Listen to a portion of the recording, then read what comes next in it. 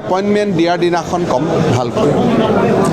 appointment দিয়াৰ দিনাখন 23 তাৰিখে এপইণ্টমেণ্ট হ'ব ৰাতিপুৱা যদিও 22 তাৰিখে বুলি ওলাইছে 23 তাৰিখে এপইণ্টমেণ্ট হ'ব 10,000তকৈও অধিক নিবনুৱা যুৱক যুৱতীয়ে 23 তাৰিখে নিযুক্তি পাব সিদিনাখনেই মই যি ক'ব আছে মোৰ ভাষণত মই ক'ম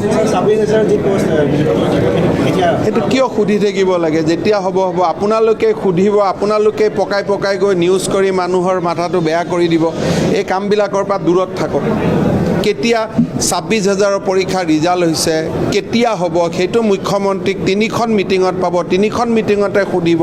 তাৰপিছত 3 ধৰণে নিউজটো বজাই দিব দি পেলাই কোনোবা এজনক আৰু এজন আপোনালোকে প্ৰডাকশ্যন কৰি ল'ব যে এওঁ কৈছে অভিযোগ দিছে এনেকৈ মানুহৰ যদি আপোনালোকে ভাবে যে আমি মূৰবিলাক নষ্ট কৰি দিম তেতিয়া নিবনুৱা ডেকা ল'ৰাই টিভিৰ কেমেৰা দেখিলে গালি পৰা আৰম্ভ কৰি দিব আপোনালোকে নিজৰ কাৰণে অলপ চিন্তা কৰক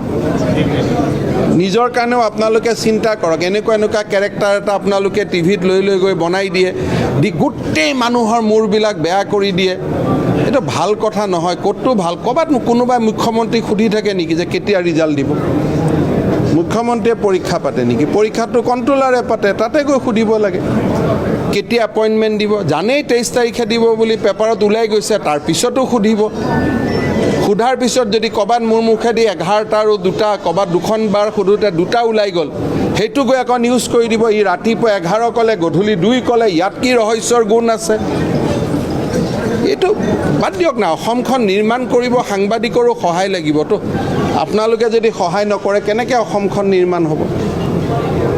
আপোনালোকে যি ধৰণৰ কৰি দিছিলে মাজতে মইতো ভাবিছিলোঁ আৰু এপইণ্টমেণ্টেই দিব নোৱাৰিম নাও ইমানতে ডুবি গ'ল বুলি এইটো বাদ দিয়ক দুখীয়া শক্তিশালী যোনে পাইছে 23 তাৰিখে আপোনালোকে দেখিবই কিন্তু যিবোৰ সুধিব নালাগে মই আপোনালোকৰ এডিটৰকো চিঠি লিখিছোঁ যে যি কথা সুধিব নালাগে এইবিলাক কিয় সুধি থাকিব লাগে